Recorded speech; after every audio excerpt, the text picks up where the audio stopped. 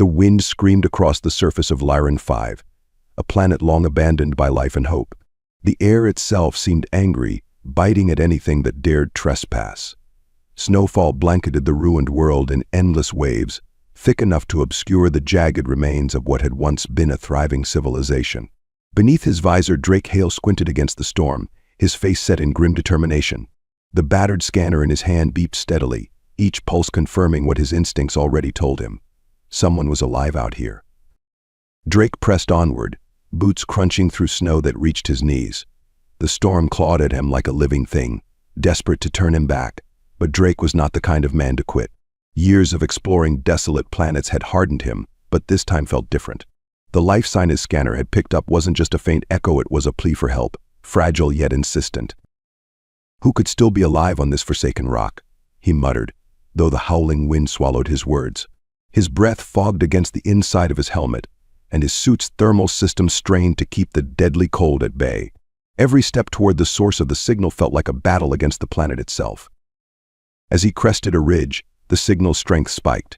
He stopped, scanning the snowy expanse below. At first he saw nothing but shifting white, a void of emptiness broken only by jagged ice formations. Then he saw her. A figure lay crumpled in the snow, half buried by the relentless storm. Drake's breath hitched as he scrambled down the slope, his boots sliding on the icy surface. When he reached her, he dropped to one knee, his eyes scanning her body for any sign of life. She was small, humanoid, but distinctly alien. Her skin, a deep emerald green, shimmered faintly even in her unconscious state, as though infused with bioluminescence. Frost clung to her delicate features, long, elegant fingers, pointed ears, and sharp cheekbones that gave her an ethereal beauty. Her hair, black as a void, fanned out around her like ink spilled on snow. Drake pressed 2 fingers to her neck, searching for a pulse. He found it, faint but there. Relief flooded him, but it was fleeting. The frost on her skin and the weak rhythm of her breathing told him she wouldn't last much longer in the cold. "Hang in there," he said, his voice low but urgent. He unclipped his thermal cloak and wrapped it around her, bundling her frail form carefully. Her head lolled against his arm, her lips faintly parted as if trying to speak. Drake leaned closer, but no sound came. Activating his comm link, he barked into the static, "Polaris, this is Hale. I found someone alive. Prepare the medbay. I'm bringing her in."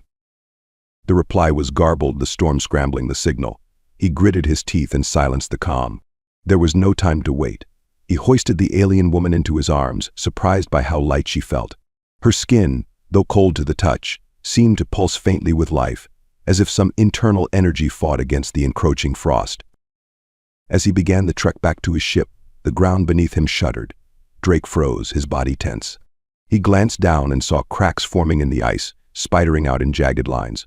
The planet's instability was worsening, and it was clear that this storm wasn't just weather, it was the result of a world tearing itself apart. "Perfect timing," he muttered. Adjusting his grip on the girl, he pushed forward, each step heavier than the last. The storm howled louder, and snow swirled in blinding sheets. The Polaris loomed ahead, its sleek, gunnable hull partially obscured by drifts of snow. Drake's legs burned with effort, but he didn't stop. He couldn't. The ship's hatch hissed open as he approached, flooding the icy wasteland with warm light. He stepped inside, the sudden change in temperature causing his visor to fog up. The hatch sealed behind him with a sharp hiss, shutting out the storm's fury. Drake exhaled, his breath ragged, and carried the girl to the medbay. The Polaris was a modest vessel built for practicality rather than luxury. The medbay was no exception, compact but efficient, its walls lined with diagnostic equipment and storage for emergency supplies. Drake laid the girl on the medical cot, unwrapping the thermal cloak to examine her more closely. Her emerald skin shimmered faintly, the glow stronger now that she was out of the cold. He connected a diagnostic scanner to her wrist, watching as the machine hummed and began its analysis. Her vitals were weak but stabilizing. Hypothermia and oxygen deprivation had pushed her to the brink, but her physiology was remarkable, fighting to repair itself, even in this state. Drake frowned, noting anomalies in the readings. Her body seemed to emit trace amounts of energy similar to what his team had detected in the planet's core before its collapse. "Who are you?" he muttered, brushing a strand of black hair away from her face. She stirred at his touch, her eyelids fluttering. When they opened, Drake froze. Her eyes glowed softly, like twin orbs of starlight. She blinked slowly, her gaze unfocused but alive. She tried to speak, but her voice came out as a faint rasp, barely audible. Drake leaned closer, his expression softening. "Take it easy. You're safe now." Her lips moved again, forming words he didn't understand. Her voice, though weak, was melodic, carrying a tone that hinted at intelligence and urgency. Drake shook his head. "I don't understand. Can you try again?" She paused, her brow furrowing in concentration. This time she managed a single, haunting question. "Why did you save me?" Drake hesitated, caught off guard by the simplicity of her words. After a moment he shrugged. "Because I could, and because I don't leave people to die." Her glowing eyes searched his face, as if trying to decipher his meaning.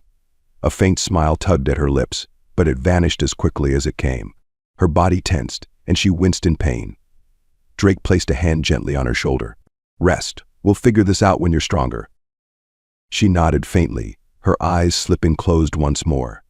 Drake sat back, his gaze lingering on her. The storm outside continued to rage, but inside the Polaris all was quiet. Drake leaned against the wall, exhaling slowly. He didn't know who she was, what had happened to her, or why she was the only one left alive on this dying planet. But one thing was certain, saving her was only the beginning. The soft hum of the Polaris's engines filled the medbay, a steady rhythm that seemed to underscore the alien girl's labored breaths. Drake Hale stood at the counter, sterilizing his tools, his eyes flicking to the diagnostic monitor displaying her vitals. She was stable for now, but barely. The faint luminescence of her emerald skin pulsed weakly, as though her body were drawing on reserves of energy it no longer possessed. Drake's mind churned as he worked. She had called herself Colin, and her brief, fragmented explanations hinted at something much larger than he had initially understood. The storm, the planet's instability, the collapse of the core, these weren't mere natural disasters. Something or someone had caused this, and she was the only one left to tell the story. He turned, studying her face. It was sharp, almost otherworldly, but undeniably beautiful in its fragility. Her black hair, now free of frost, lay in soft waves against the cot's white sheets. She looked peaceful, but Drake knew better. Her people were gone. Whatever she had witnessed had left scars he couldn't yet see. Colin stirred, her fingers twitching against the edge of the blanket. Her glowing eyes opened slowly, unfocused at first, then locking onto him with sudden clarity. "You're awake," Drake said, stepping closer. He kept his voice steady, calm. She had already endured enough fear. She sat up slowly, wincing as she moved. Her luminous gaze darted around the medbay, taking in her surroundings with quiet intensity. "Where am I?" she asked, her voice low and melodic, though her words were halting. "My ship," Drake replied, sitting on the stool beside the cot. "The Polaris. I found you outside, half buried in the snow. You were barely alive." Her fingers tightened on the blanket, her expression hardening. "You should have left me." The word startled him. "Excuse me?" "You risk too much," she said, her voice gaining strength despite its tremor. "For a stranger." Drake frowned, leaning forward. "I couldn't just walk away. You were dying." She stared at him, her expression unreadable. Then she exhaled, her shoulders sagging. "You do not understand." "Then help me understand," he said, his tone soft but insistent. "Start with why you were out there. What happened to your people?" Colin hesitated, her glowing eyes flickering like stars struggling to shine through heavy clouds. Finally she spoke. "Lyran 5 was once alive. The core fed the land, the skies, the oceans. It was our heart, and we were its guardians. But then they came." "They?" Drake prompted, his stomach tightening. "Machines," she said, her voice dropping to a whisper.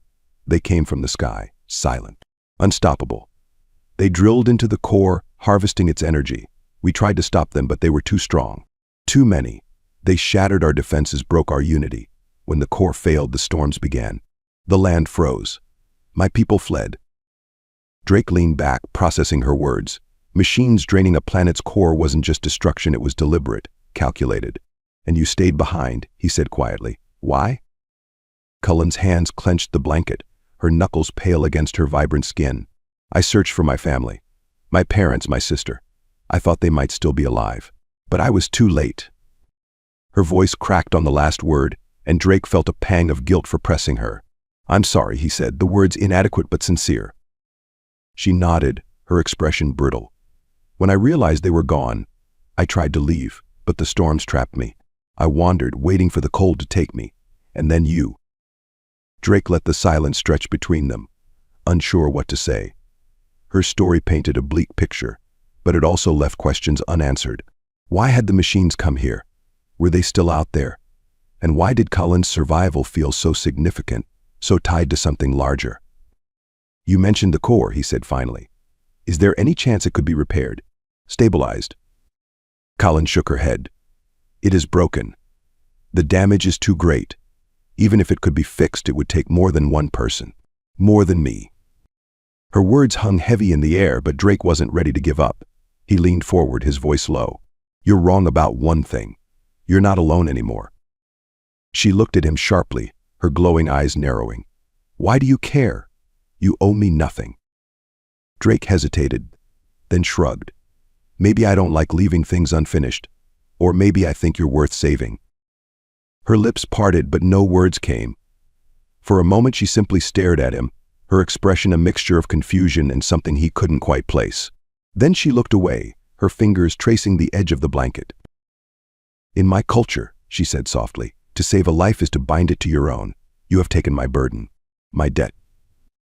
Drake raised an eyebrow. "I didn't save you to collect on some debt."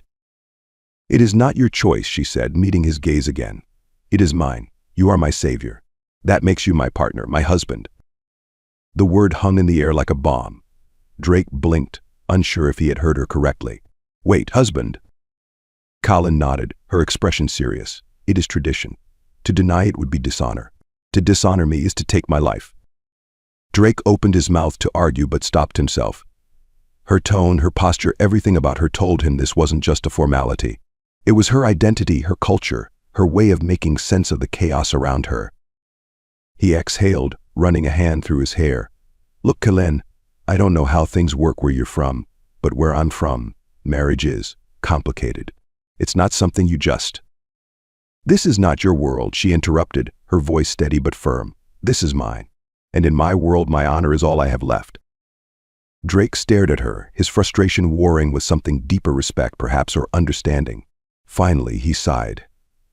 "Okay, let's table the marriage talk for now. You need rest, and I need time to figure out what the hell we do next." Cullen inclined her head, though her expression remained guarded. "As you wish." As she lay back on the cot, Drake rose and walked to the viewport. Outside, the storm had quieted, but the landscape remained lifeless, a frozen testament to everything Cullen's people had lost. He didn't know what he had gotten himself into, but one thing was clear: saving Cullen wasn't the end of his mission. It was just the beginning. In the silence of the medbay, Cullen's faint glow pulsed steadily, a fragile beacon in the darkness.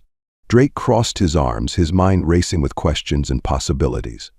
Somewhere out there, the machines that had destroyed her world might still be active, and Cullen might hold the key to stopping them. But first, he had to earn her trust and figure out how to navigate the bond he'd unwittingly created. The hum of the Polaris's engines reverberated faintly through the walls, a comforting rhythm in an otherwise tense silence. Drake Hale sat at the medbay's edge, his gaze fixed on Cullen as she leaned against the wall, her emerald skin catching the dim overhead light.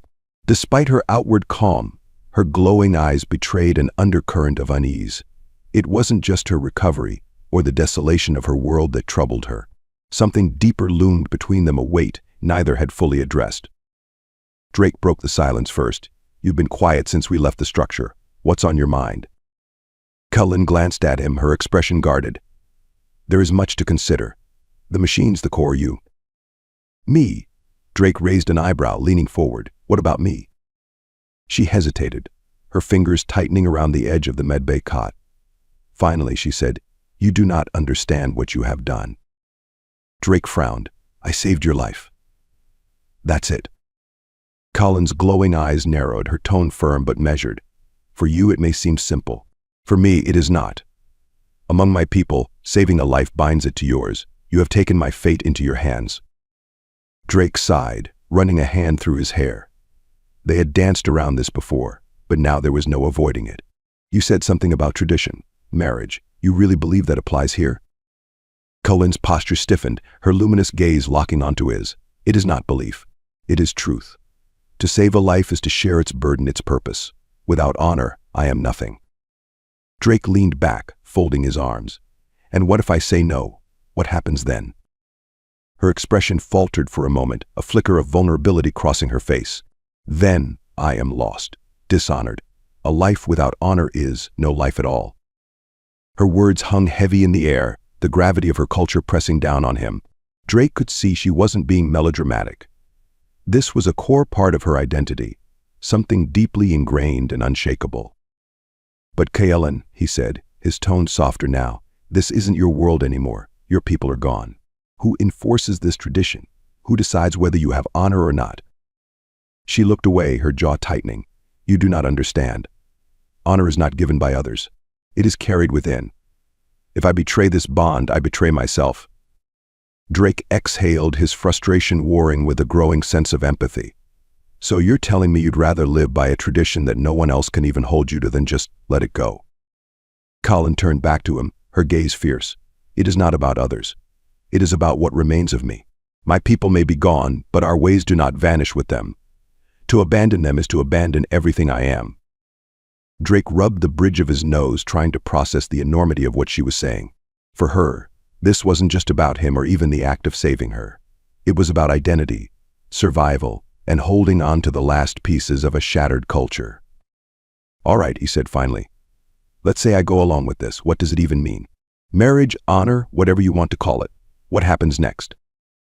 Colin hesitated, as if the question had caught her off guard. It means we are bound. Partners. Your purpose becomes mine, and mine becomes yours. We share everything. Strength, weakness, life. Drake couldn't help but let out a dry laugh. That's a lot to put on someone who barely knows you. Her expression hardened. You think I asked for this?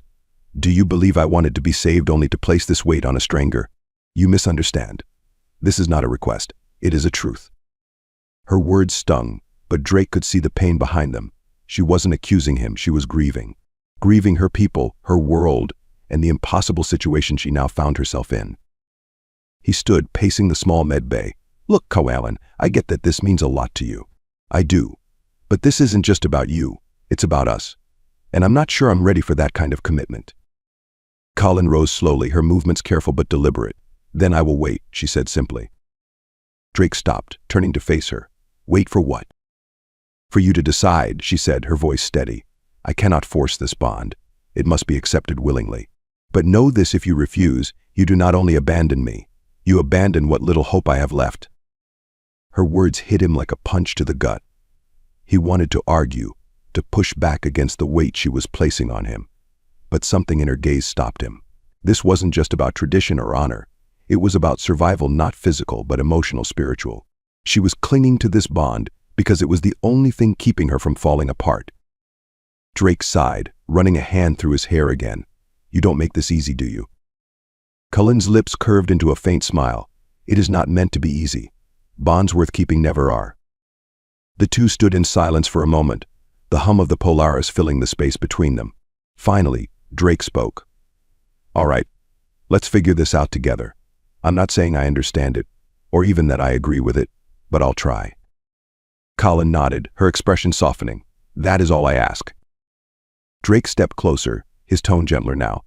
But if we're going to do this, we do it my way too. No rushing into traditions I don't understand. No expecting me to just accept everything blindly. Deal? Colin extended a hand, her glowing eyes meeting his. Deal. Drake took her hand, surprised by the warmth of her touch. In that moment, the tension between them eased, replaced by something new and understanding, fragile but real. As they stood there, a faint alarm echoed through the ship, pulling their attention to the cockpit. Drake frowned, already moving toward the controls. Cullen followed, her steps lighter than before. What is it? She asked. Drake scanned the console, his expression darkening. An energy signature, strong and moving. Colin's glowing eyes narrowed. The machines? Drake shook his head. Maybe, or maybe something worse. He turned to Cullen, his jaw set. Whatever's out there, we face it together. Agreed. Colin nodded, her expression resolute. Agreed. As the Polaris adjusted course toward the unknown, Drake couldn't help but glance at Kalel. For the first time, he didn't see her as fragile or burdened. He saw her as a partner, someone just as determined as he was to survive and maybe even save what was left of her world. The cockpit of the Polaris thrummed with energy as Drake Hale adjusted the ship's course. The energy signature, erratic and powerful, pulsed on the radar like a heartbeat, drawing them deeper into the frozen wilds of Lyran 5. Drake glanced at Kalen, who stood beside him, her gaze fixed on the monitor. The dim glow of her bioluminescent eyes mirrored the radar's rhythmic flashes. "Whatever this is, it's big," Drake said, his voice steady despite the tension creeping into his chest. "You sure about facing it head-on?" Colin nodded without hesitation. "If it is what I think, we cannot ignore it." Her certainty didn't soothe him. If anything, it set his nerves on edge. He tapped the console, magnifying the map. The signature originated near a region marked as unstable vast fields of fractured ice, where entire slabs of terrain shifted unpredictably. "Unstable doesn't even begin to cover it," he muttered. Helen glanced at him, her expression calm but resolute. "The land reflects its heart, broken, restless, dangerous." "That's poetic," Drake said, giving her a sidelong look. "Also terrifying." Kalen didn't smile. "Good. Fear keeps you alive." Drake's lips tightened, and he redirected his focus to the task ahead. The Polaris descended toward the fractured landscape, the engines humming as the ship weaved through jagged ice towers and frozen ravines. Below them, enormous plates of ice ground against each other, sending deep, guttural echoes reverberating through the air. When they landed on a relatively stable stretch of ice, Drake powered down the ship and stood, grabbing his pack. "All right, let's see what we're dealing with." Cullen joined him, her movements fluid despite the lingering weariness in her frame. She adjusted her cloak, the emerald glow of her skin casting faint light onto the cockpit walls. "We must be cautious. The land may not welcome us." "Noted," Drake said, slinging the pack over his shoulder. "Let's hope it doesn't collapse under us either." The frozen air hit them like a slap, sharp and unyielding. Drake's breath misted in front of him as he adjusted his mask. Colin moved ahead of him, her steps light but deliberate, her gaze scanning the shifting expanse. The energy signature grew stronger as they approached, the pulse of it almost audible now. Drake felt it in his chest, a low vibration that resonated with the environment. He glanced at Kalen, whose eyes glowed brighter than usual. "Feel that?" he asked. She nodded, her voice quiet. "The core's memory. It calls." Drake frowned. "What does that mean?" Colin paused, turning to face him. "The core is not alive, but it remembers. Its energy resonates with what remains of my people, with me. That is why the machines came. They sought to steal what they could not understand." Drake's jaw tightened, "And now it's calling us." "Perhaps," Cullen said, her voice tinged with unease. "Or something worse." Before he could press her further, the ice beneath their feet groaned. They froze as a deep crack spread outward, splitting the ground with a deafening roar. Colin grabbed Drake's arm, pulling him back just as a chunk of ice broke away, plummeting into the abyss below. "Stay close," she said, her tone sharp. "Trust me, I'm not wandering off," Drake replied, his heart pounding. They navigated the unstable terrain carefully, the energy signature growing stronger with each step. The air itself seemed to vibrate, charged with an unseen force. Finally, they crested a rise and saw a massive structure embedded in the ice, its surface covered in the same shifting markings they had seen before. "Another one," Drake said, his voice low. Colin's expression darkened. "No, this is different." The structure pulsed faintly, its energy bleeding into the ice around it. Unlike the previous one, this wasn't a ruin. It was active. "What is it doing?" Drake asked, his grip tightening on his pack. Kylan stepped closer, her fingers brushing against the surface. The markings shimmered under her touch, responding to her presence. "It is feeding, drawing power from the core's remnants." Drake's stomach sank. "Feeding for what?" Kalen didn't answer immediately. Her fingers traced the symbols, her expression unreadable. "It is not a creation of my people, nor of yours. It is something older." Before Drake could question her, the ground shook violently. The markings on the structure flared with light, and a low, mechanical hum filled the air. Colin pulled back, her eyes wide. "It knows we are here," she said. "What does?" Drake demanded. The hum grew louder, and the markings began to shift, rearranging themselves into a pattern that almost resembled a face. A voice, cold and metallic, echoed around them. Intrusion detected. Analyzing genetic signatures. Drake's blood ran cold. He grabbed Colin's arm, pulling her away from the structure. We need to move. Now. The voice continued, ignoring them. Aerithan genetic match identified. Initiating containment protocol. Colin's eyes widened in alarm. It recognizes me. Yeah, and that's not good, Drake said, scanning their surroundings for an escape route. Before they could react, tendrils of energy shot out from the structure, snaking through the air toward them. Colin moved first, grabbing Drake and pulling him behind a jagged ice formation. The tendrils struck the ground where they had stood, leaving scorch marks on the frozen surface. What the hell is this thing? Drake shouted, his pulse racing. Colin's breathing was steady despite the chaos. A remnant of the machines. An echo of their purpose. Drake peeked around the ice, watching as the tendrils writhed like living things, while the echoes pissed. Colin reached into her cloak, pulling out the shard of crystal she had taken from the first structure. Its glow intensified as she held it up, and the tendrils seemed to recoil slightly. Drake stared at her. What are you doing? Giving us time, she said, her voice calm but resolute. She stepped out from behind the ice, holding the shard aloft. The tendrils paused, their movements erratic, as if confused. Colin, get back here. Drake shouted, but she didn't move. Instead, she spoke, her voice strong and steady. You do not belong here. You took what was not yours. Leave this place. The tendrils hesitated, then surged toward her. Drake didn't think he just acted. He sprinted forward, grabbing Kaelin and pulling her out of the way just as the tendrils struck the ground. They tumbled to the ice, breathless but alive. Next time, warn me before you do something like that, Drake said, his tone sharp but not unkind. Colin nodded, her expression serious. I thought it would listen.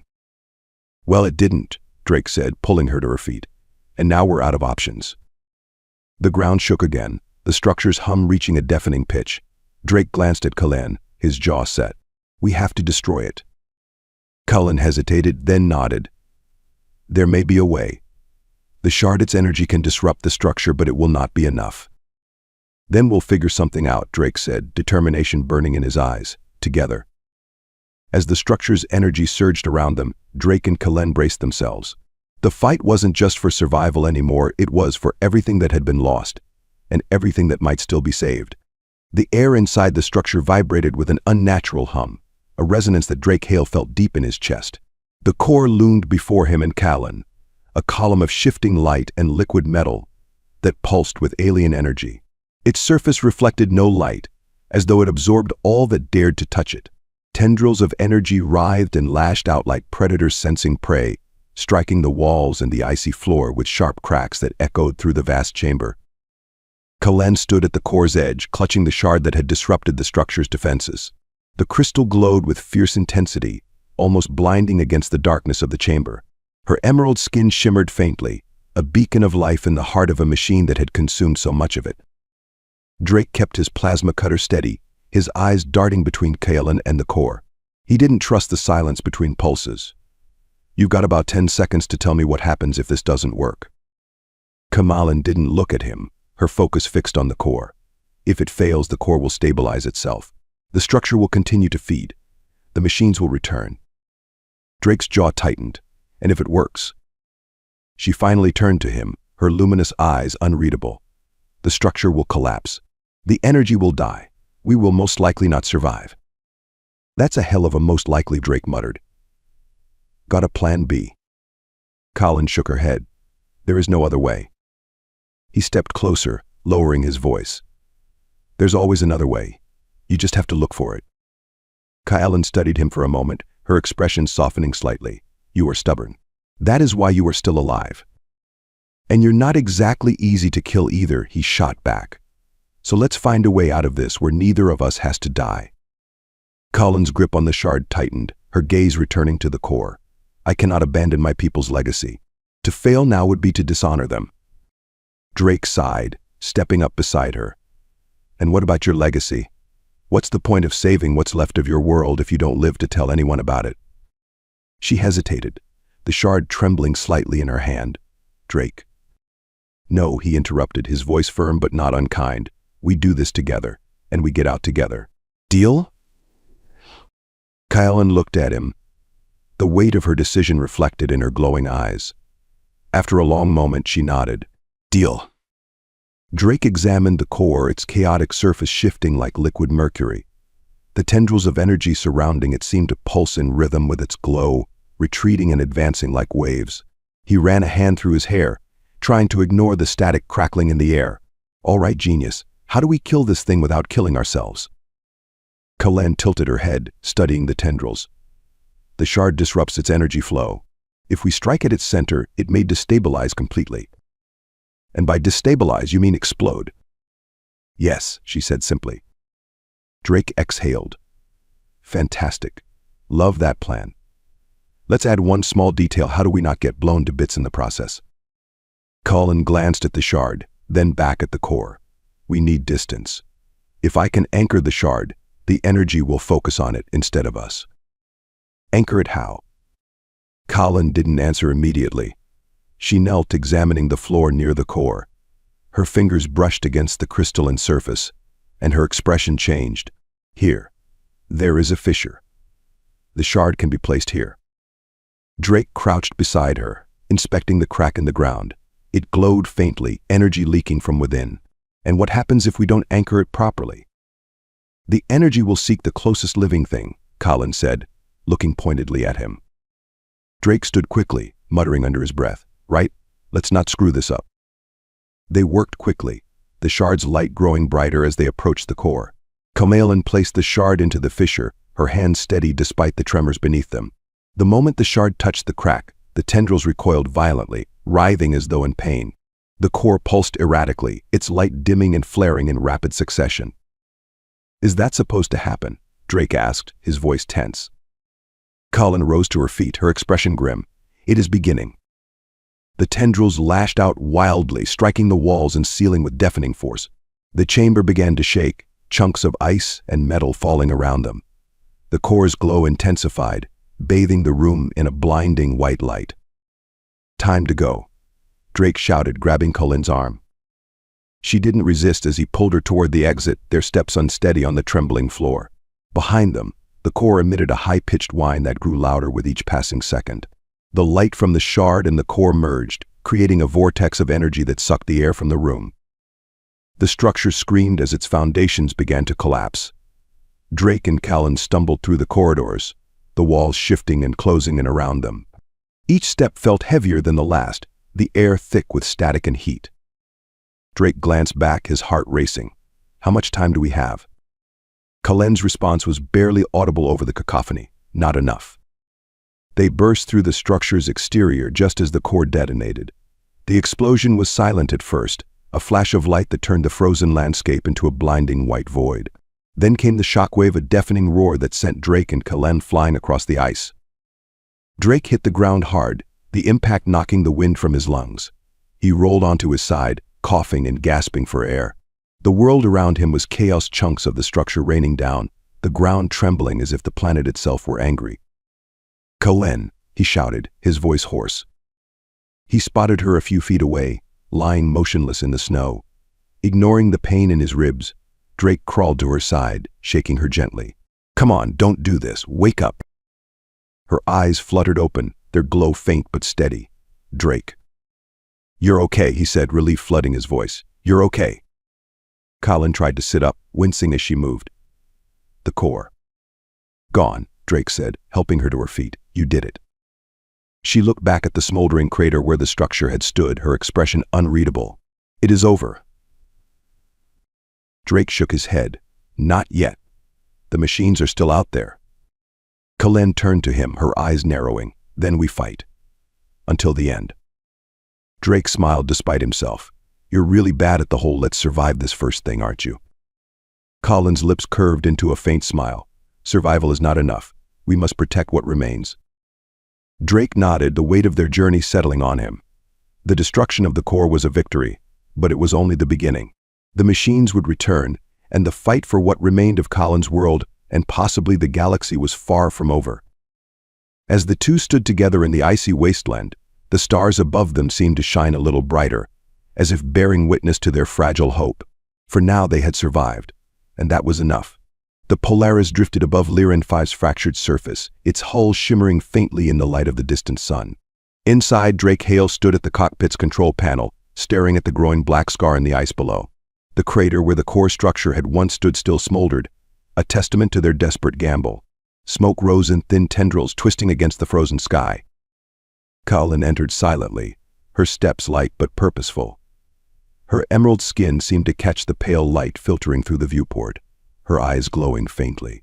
She had cleaned herself up, though the wear of their ordeal lingered in the tightness of her jaw and the cautious way she moved. "How's the arm?" Drake asked, glancing at her as she slid into the co-pilot's seat. "Healing," she replied, her voice steady.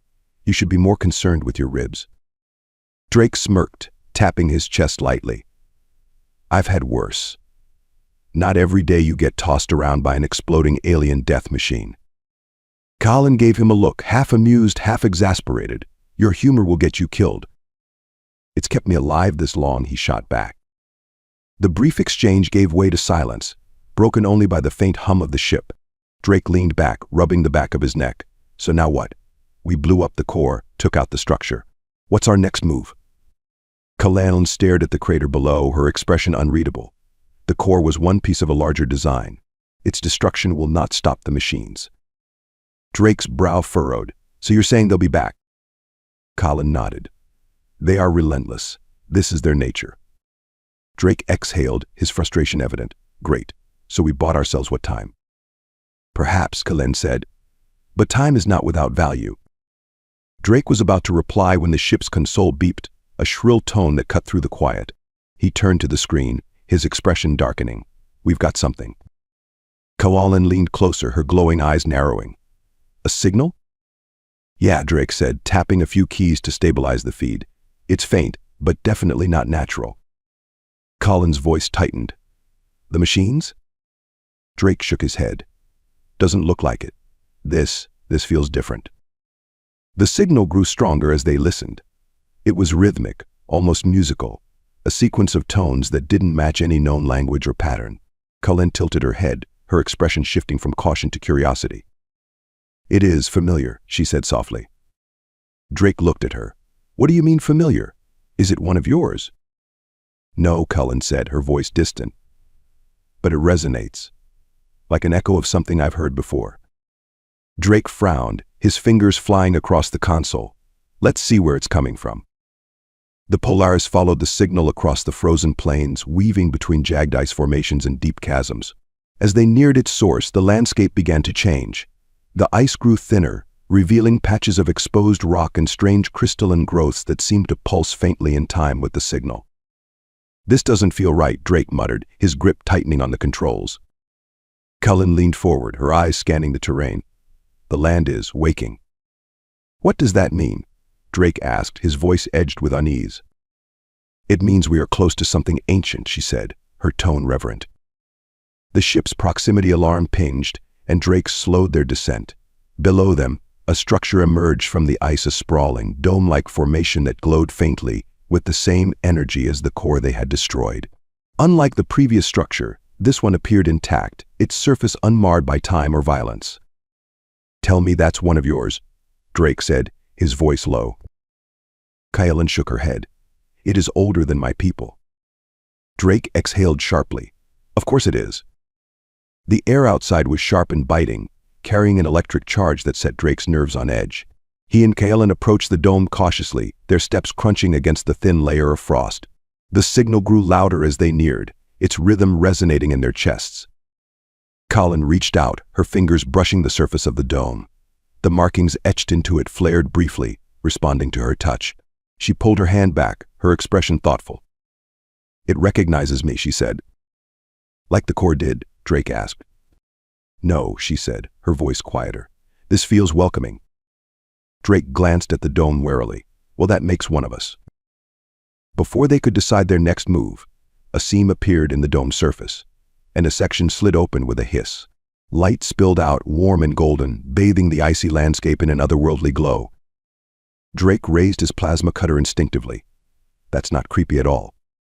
Cullen stepped forward, her movements calm but deliberate, It is an invitation. Drake hesitated, glancing between her and the open door. And you're just going to walk in? She turned to him, her gaze steady. Would you prefer we wait for the machines to find us? Drake muttered a curse under his breath and followed her inside. The interior of the dome was unlike anything Drake had seen. The walls shimmered with patterns of light that shifted and flowed like water. The air was warm, almost soothing, carrying a faint hum that seemed to match the rhythm of their breathing. Cullen moved ahead, her steps slow but purposeful. This place, it is alive. Drake frowned. Alive how? It is not like the machines, she said. It does not consume. It remembers. The walls pulsed as she spoke, as if responding to her words. They reached the center of the dome, where a raised platform stood surrounded by columns of light. Atop the platform rested a crystalline sphere, its surface swirling with energy. Cullen approached it cautiously, her glowing eyes fixed on the sphere. This is what called us. Drake stayed back, his instinct screaming caution. And what happens if you touch it? Cullen glanced at him, a faint smile tugging at her lips. We find out. Before he could protest, she placed her hands on the sphere. Light erupted from it, enveloping her in a cocoon of energy. Drake shielded his eyes, his heart pounding. Cullen, he shouted. The light faded, and Kaelin stood still, her hands resting on the sphere. When she turned to him, her expression was one of awe and sorrow. What happened? Drake demanded, stepping closer. It spoke to me, she said, her voice soft. It showed me everything. Drake frowned. Everything like what? Kaelin's gaze met his, her eyes glowing brighter than ever. The machines. Their purpose. Their creators. It is all connected. Drake's breath caught. Connected how? Kaelin stepped down from the platform, her movements deliberate. The machines are not mindless. They were sent to prepare, to consume and rebuild, but their creators, they are coming. Drake stared at her, the weight of her words sinking in. Coming here. Cullen nodded, and they will not stop.